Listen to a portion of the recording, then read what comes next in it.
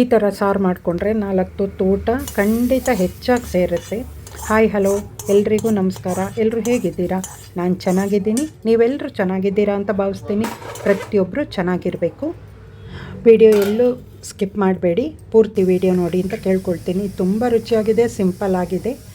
Video ನೋಡೋವರೆಗೂ ಖಂಡಿತ ಇಷ್ಟ ಆಗುತ್ತೆ ಅಂತ ಹೇಳ್ತೀನಿ. ವಿಡಿಯೋ ನೋಡೋರು ಒಂದು ಲೈಕ್ ಕೊಡೋದು, ಹೈಪ್ ಕೊಡೋದು ಮರಿಬೇಡಿ. ಹೊಸಬ್ರು ಸಬ್ಸ್ಕ್ರೈಬ್ ಮಾಡಿಕೊಂಡು ವಿಡಿಯೋ ನೋಡಿ, ಸಪೋರ್ಟ್ ಮಾಡಿ, ಶೇರ್ ಮಾಡಿ. ಬೆಲ್ ಐಕಾನ್ ಪ್ರೆಸ್ ಮಾಡೋದು ಖಂಡಿತ ಮರಿಬೇಡಿ. ನೋಟಿಫಿಕೇಷನ್ ಆನ್ ಮಾಡ್ಕೊಳ್ಳಿ. ನಾನು ಮಾಡೋ ಸಿಂಪಲ್ ಅಡುಗೆ ವಿಡಿಯೋ ನಿಮಗೆ ಬಂದು ತಲುಪುತ್ತೆ, ನೀವು ನೋಡಬಹುದು, ನಿಮಗೂ ಉಪಯೋಗಕ್ಕಾಗುತ್ತೆ. ನಾನಿಲ್ಲಿ 4-5 ಸರ್ತಿ ಸಾರು ಮಾಡುವಷ್ಟು ಮಸಾಲೆ ಪದಾರ್ಥಗಳನ್ನು ಹುರ್ಕೊಳ್ತಾ ಇದ್ದೀನಿ. 100 ಗ್ರಾಮಷ್ಟು ಬ್ಯಾಡಗೆ ಮೆಣಸನ್ನು ಹುರ್ಕೊಳ್ತಾ ಇದ್ದೀನಿ. ಗುಂಟೂರು ಮೆಣಸೆಲ್ಲ ಸೇರಿಸ್ತಾ ಇಲ್ಲ. ಬ್ಯಾಡಗೆ ಮೆಣಸು ಹಾಕಿದರೆ ಕಲರ್ ಚೆನ್ನಾಗಿರುತ್ತೆ. ಮೆಣಸು ಹುರಿಲಿಕ್ಕೆ ಸ್ವಲ್ಪ ಕೊಬ್ಬರಿ ಎಣ್ಣೆ ಹಾಕ್ಕೊಳ್ತಾ ಇದ್ದೀನಿ. 1 ಅಥವಾ 1.5 ಟೀ ಸ್ಪೂನ್ ಹಾಕಿದರೆ ಸಾಕು. ಚೆನ್ನಾಗಿ ಮೆಣಸಿನಕಾಯನ್ನು ಕಡಿಮೆ ಉರಿಯಲ್ಲಿ ಹುರ್ಕೊಳ್ಬೇಕು. ಹುಳಿ ಸಾಂಬಾರು ಅಂತ ಏನು ಮಾಡ್ತೀವೋ ಈ ಸಾರು ಮಾಡಿದರೆ ಅದು ಜಾಸ್ತಿ ಊಟ ಮಾಡ್ಬೋದು. ಹುಳಿಗಿಂತ ಸಾರು ತುಂಬ ಚೆನ್ನಾಗಿರುತ್ತೆ. ಮೆಣಸಿನಕಾಯಿ ಹುರಿತಾ ಪರಿಮಳ ಬರುತ್ತೆ, ಅಲ್ಲಿವರೆಗೆ ಹುರ್ಕೊಂಡ್ರೆ ಸಾಕು. ಇವಾಗ ಬೇರೆ ತಟ್ಟೆಗೆ ಅದನ್ನ ಹಾಕ್ಕೊಳ್ತಾ ಇದ್ದೀನಿ. ಅದೇ ಬಾಣಲೆಯಲ್ಲಿ ಮತ್ತು ಬೇರೆ ಎಲ್ಲ ಒಂದೊಂದಾಗಿ ಹುರ್ಕೊಂಡ್ರಾಯ್ತು. ಇವಾಗ ಬಾಣಲೆ ಇಟ್ಟು ಅದಕ್ಕೆ ಸ್ವಲ್ಪ ಕೊಬ್ಬರಿ ಎಣ್ಣೆನೇ ಹಾಕ್ತಾಯಿದ್ದೀನಿ. 1 ಅಥವಾ 1.5 ಚಮಚ ಸಾಕು. ನಾನಿಲ್ಲಿ ಕೊತ್ತಂಬರಿ ಬೀಜ ಕಡಿಮೆ ತೊಗೊಳ್ತಾ ಇದ್ದೀನಿ ಸಾರಿಗೆ, ಜಾಸ್ತಿ ಇಲ್ಲ. 4 ಟೀ ಸ್ಪೂನ್ ತೊಗೊಂಡಿದ್ದೀನಿ. 100 ಗ್ರಾಮು ಬ್ಯಾಡಗೆ ಮೆಣಸಿಗೆ 4 ಚಮಚ ಕೊತ್ತಂಬರಿ ಬೀಜ, 1.5 ಚಮಚ ಮೆಂತ್ಯಕಾಳು ಹಾಕಿದ್ದೀನಿ. ಮೆಂತ್ಯಕಾಳೆಲ್ಲ ಕೆಂಪಾಗಿದೆ. ಇವಾಗ ಅದನ್ನ ಬೇರೆ ಪ್ಲೇಟಿಗೆ ಹಾಕ್ಕೊಂಡು ಮತ್ತು ಬೇರೆದನ್ನು ಹುರ್ಕೊಳ್ಬೇಕು. ಕಡಿಮೆ ಉರಿಯಲ್ಲಿ ಹುರಿದಷ್ಟು ಸಾರಿನ ಪುಡಿ ಚೆನ್ನಾಗಿರುತ್ತೆ, ಪರಿಮಳನೂ ಚೆನ್ನಾಗಿರುತ್ತೆ. 4 ಟೀ ಸ್ಪೂನು ಜೀರಿಗೆ ಹಾಕ್ಕೊಂಡಿದ್ದೀನಿ. ಇನ್ನೂ ಸ್ವಲ್ಪ ಬೇಕಾದರೆ ಹಾಕ್ಕೊಳ್ಬೋದು. ಇವಾಗ ಮಳೆಗಾಲ ಶುರು ಆಗಿರೋದ್ರಿಂದ ಒಂದು 25 ಕಾಳಷ್ಟು ಕಾಳುಮೆಣಸು ಹಾಕ್ಕೊಂಡು ಹುರ್ಕೊಳ್ತಾ ಇದ್ದೀನಿ. ಈ ರೀತಿಯಲ್ಲಿ ಮಾಡಿದ ಸಾರಿನ ಪುಡಿ ವಿಡಿಯೋ ನೋಡೋರಿಗೆ ಇಷ್ಟ ಆದರೆ ಕಮೆಂಟ್ ಸೆಕ್ಷನ್ನಲ್ಲಿ ಒಂದು ಕಮೆಂಟ್ ಹಾಕೋದು ಮರಿಬೇಡಿ. ನಿಮ್ಮ ಕಮೆಂಟ್ ಓದೋದಕ್ಕೆ ಕಾಯ್ತಾ ಇರ್ತೀನಿ. ಸಾರಿಗೆ ಮುಖ್ಯವಾಗಿ ಇಂಗು ಹಾಕಬೇಕು. ಸ್ವಲ್ಪ ಹಾಕೋದ್ರಲ್ಲೂ ಒಂಚೂರು ಜಾಸ್ತಿ ಹಾಕಿದರೂ ತುಂಬ ಚೆನ್ನಾಗಿರುತ್ತೆ. ನಾನಿಲ್ಲಿ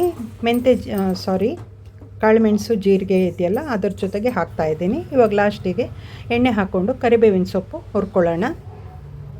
ಕರಿಬೇವಿನ ಸೊಪ್ಪಿನ ಕಡ್ಡಿ ತೆಗಿಲಿಲ್ಲ, ಎಳೆ ಕರಿಬೇವಿನ ಸೊಪ್ಪು ಆದ್ದರಿಂದ ಕಡ್ಡಿ ಸಮೇತ ಹಾಕಿದ್ದೀನಿ. ಯಾರಾದರೂ ನೋಡಿ ಮಾಡೋರು ಕಡ್ಡಿ ಬೇಕಾದರೆ ತೆಗಿಬೋದು. 2 ಟೀ ಸ್ಪೂನು ಸಾಸಿವೆ ಹಾಕಿದ್ದೀನಿ. ಅದು ಚಟಪಟ ಅಂತ ಸೌಂಡ್ ಬರೋದು ಬೇಡ, ಬಿಸಿ ಆದರೆ ಸಾಕು. ಇವಾಗ ಹುರಿದಿಟ್ಟಿರೋ ಎಲ್ಲವನ್ನು ಕೂಡ ಒಂದು ಸರಿಗೆ ಮಿಕ್ಸ್ ಮಾಡಿಡ್ತೀನಿ. ಮಿಕ್ಸ್ ಮಾಡಿದರೆ ಹಿಂಗು ಎಲ್ಲ ಹಾಕಿರ್ತೀವಲ್ವ ಮೆಣಸಿನ್ಕಾಯಿಗೆಲ್ಲ ಅದು ಹಿಡಿಬೇಕು. ಸ್ಟವ್ ಆಫ್ ಮಾಡಿ ಮತ್ತೆ ಎಲ್ಲ ನೀಟಾಗಿ ಮಿಕ್ಸ್ ಮಾಡ್ತಾಯಿದ್ದೀನಿ. ನಾವು ಯಾವುದೇ ಪುಡಿ ಮಾಡಿಕೊಂಡ್ರೂ ತುಂಬ ದಿನದವರೆಗೂ ಮಾಡಿಡಬಾರ್ದು. ಯಾಕೆ ಅಂದರೆ ಅದರ ಪರಿಮಳ ಎಲ್ಲ ಹೋಗುತ್ತೆ ಮತ್ತು ಫ್ರೆಶ್ನೆಸ್ಸು ಹಾಳಾಗುತ್ತೆ. ಹಾಗಾಗಿ 1 ತಿಂಗಳ ಮಟ್ಟಿಗೆ ಆಗುವಷ್ಟು ನಾವು ಮಾಡಿಕೊಂಡ್ರೆ ಸಾಕಾಗುತ್ತೆ. ಇದೆಲ್ಲ ಮಾಡಲಿಕ್ಕೆ ಒಂದು 20 ನಿಮಿಷ ಸಾಕು. ಹುರಿದಿಟ್ಟಿರೋ ಮಸಾಲೆ ಪದಾರ್ಥ ಎಲ್ಲ ತಣ್ಣಗಾಗಿದೆ. ಇದನ್ನು ಇವಾಗ ಮಿಕ್ಸಿ ಜಾರಿಯಲ್ಲಿ ಪುಡಿ ಮಾಡ್ಕೊಳ್ತೀನಿ. ಸಾರಿನ ಪುಡಿ ತುಂಬ ನೈಸಾಗಿ ಪುಡಿ ಮಾಡಬಾರ್ದು, ಒಂಚೂರು ಚೂರು ತರಿ ಇದ್ದರೂ ಚೆನ್ನಾಗಿರುತ್ತೆ. ಪುಡಿ ಮಾಡಿದ ಮೇಲೆ ಒಳ್ಳೆ ಪರಿಮಳ ಬರ್ತಾಯಿತ್ತು. ಇವಾಗ ಮೆಣಸನ್ನು ಸ್ವಲ್ಪ ಪುಡಿ ಮಾಡ್ಕೊಂಡಾದ ನಂತರ ಕೊತ್ತಂಬರಿ ಬೀಜ ಅದೆಲ್ಲ ಇದೆಯಲ್ಲ ಅದನ್ನೆಲ್ಲ ಮಿಕ್ಸಿ ಜಾರಿಗೆ ಹಾಕಿ ಪುಡಿ ಮಾಡ್ಕೊಳ್ತಾ ಇದ್ದೀನಿ. ಈ ರೀತಿಯಲ್ಲಿ ಪುಡಿ ಆದರೆ ಸಾಕು. ಇಷ್ಟು ಪುಡಿ ಆಗಿದೆ ಸಾಕು. ಒಳ್ಳೆ ಕಲರು ಇದೆ ನೋಡಿ. ಇದು ವಾಯ್ಸ್ ಓವರ್ ಕೊಡ್ತಾ ಇರೋದಲ್ವ. ಊಟ ಆಗಿ ಪಾತ್ರೆ ಎಲ್ಲ ತೊಳೆದ್ರೂ ಕೂಡ ಕೈಯಲ್ಲಿ ಸಾರಿನ ಪರಿಮಳ ಹೋಗಿರಲಿಲ್ಲ, ಅಷ್ಟು ಚೆನ್ನಾಗಿ ಪರಿಮಳ ಬರ್ತಾಯಿತ್ತು. ಇಷ್ಟು ಸಾರಿನ ಪುಡಿ ಇದೆಯಲ್ವ, 40-50 ಜನರಿಗೆ ಆಗುವಷ್ಟು ಪುಡಿ ಸಾಕಾಗುತ್ತೆ. ಇದು ಖಾರ ಬೇಕು ಅಂತಿದ್ದರೆ ಸ್ವಲ್ಪ ಗುಂಟೂರು ಮೆಣಸಿನ್ಕಾಯಿನೂ ಸೇರಿಸ್ಕೊಳ್ಬೋದು. ಇವಾಗ ಸಾರಿಗೆಲ್ಲ ಒಗ್ಗರಣೆ ಹಾಕ್ಕೊಳ್ಳೋಣ. 2 ಟೊಮೆಟೊ ತೊಗೊಂಡಿದ್ದೀನಿ. ಬೇಳೆ ಫಸ್ಟೇ ಬೇಯಲಿಕ್ಕಿಟ್ಟು ಬೇಳೆ ಬೆಂದಿದೆ. ಇವಾಗ ಅದಕ್ಕೆ ಸ್ವಲ್ಪ ಕೊಬ್ಬರಿ ಎಣ್ಣೆನೇ ಹಾಕಿದ್ದೀನಿ ಮತ್ತು ಅದಕ್ಕೆ ಸ್ವಲ್ಪ ಸಾಸಿವೆ ಹಾಕಿ ಕರಿಬೇವಿನ ಸೊಪ್ಪು ಹಾಕ್ಕೊಳ್ತಾ ಇದ್ದೀನಿ. ಈ ರೀತಿಯಲ್ಲಿ ಸಾರಿನ ಪುಡಿ ನೀವು ಒಂದು ಸರ್ತಿ ಮನೆಯಲ್ಲಿ ಮಾಡ್ಕೊಳ್ಳಿ ವಿಡಿಯೋ ನೋಡುವವರು. ಮತ್ತು ಇಷ್ಟ ಆಯಿತು ಅಂದರೆ ನಿಮ್ಮ ಫ್ಯಾಮಿಲಿ ಮೆಂಬರ್ಸ್, ಫ್ರೆಂಡ್ಸ್ ಸರ್ಕಲಿಗೂ ಶೇರ್ ಮಾಡಿ. ತುಂಬ ಸುಲಭವಾಗಿದೆ, ತುಂಬ ಉಪಯೋಗವೂ ಇದೆ. ಇವಾಗ ಫಸ್ಟು ಸ್ವಲ್ಪ ಎಣ್ಣೆಯಲ್ಲಿ ಒಗ್ಗರಣೆ ಹಾಕಿ ಲಾಸ್ಟಿಗೆ ತುಪ್ಪದ ಒಗ್ಗರಣೆನೂ ಹಾಕ್ತೀನಿ. ಇವಾಗ ಅರಿಶಿಣ ಪುಡಿ ಹಾಕ್ತೀನಿ. ಅರಿಶಿಣ ಕೊಂಬು ಇಲ್ಲದ ಕಾರಣ ನಾನು ಇವಾಗ ಅರಿಶಿಣ ಪುಡಿ ಸೇರಿಸ್ಕೊಳ್ತಾ ಇದ್ದೀನಿ. ಇವಾಗ ಹೆಚ್ಚಿರೋ ಟೊಮೆಟೊ ಹಾಕಿ ಚೆನ್ನಾಗಿ ಹುರ್ಕೊಳ್ಬೇಕು. ನಾನು ಇವಾಗ ಟೊಮೆಟೊ ಜೊತೆಗೆ ಉಪ್ಪು ಹಾಕಲ್ಲ. ಟೊಮೆಟೊ ಏನು ಕರಗಿ ಬೇಯೋದು ಬೇಕಿಲ್ಲ, ಇಲ್ಲಿ ಸ್ವಲ್ಪ ಹೋಳು ಹೋಳಾಗೆ ಇರಬೇಕು. ಸಾರಿನ ಜೊತೆ ಟೊಮೆಟೊ ಇದ್ದರೆ ಚೆನ್ನಾಗಿರುತ್ತೆ. ಟೊಮೆಟೊ ಚೆನ್ನಾಗಿ ಹುರಿದಾದ ನಂತರ ಸಾರಿನ ಪುಡಿ ಮಾಡಿದ್ದೀವಲ್ವ ಅದೊಂದು 2 ಅಥವಾ 2.5 ಚಮಚ ಹಾಕ್ಕೊಳ್ಬೇಕು. ಇದು ಚಮಚ ಸ್ವಲ್ಪ ದೊಡ್ಡದಿದೆ, ಟೀ ಸ್ಪೂನ್ ಆದರೆ ಒಂದು 4-5 ಚಮಚ ಹಾಕ್ಕೊಂಡ್ರಾಯ್ತು. ಸಾರಿನ ಪುಡಿ ಈ ರೀತಿ ಎಣ್ಣೆಯಲ್ಲಿ ಹುರಿಯೋದ್ರಿಂದ ಇನ್ನೂ ಹೆಚ್ಚು ರುಚಿ ಇರುತ್ತೆ. ಒಂದೊಂದು ಸರಿ ಸಾರಿಗೂ ಕೂಡ ಹಾಕ್ಬೋದು. ಬೇಳೆ ಕರಗಿ ಬೆಂದಿದೆ, ಅದನ್ನು ಒಗ್ಗರಣೆಗೆ ಮಿಕ್ಸ್ ಮಾಡಿಕೊಳ್ಬೇಕು. ಬೇಳೆ ಬೇಯಿಸಿದ ಬಟ್ಲೆ ಇದೆಯಲ್ಲ ಅದನ್ನು ಸ್ವಲ್ಪ ತೊಳೆದು ನೀರು ಹಾಕ್ಕೊಳ್ಬೇಕು. ಸಾರನ್ನು ಸ್ವಲ್ಪ ತೆಳ್ಳಗೆ ಮಾಡಿಕೊಳ್ಬೇಕು.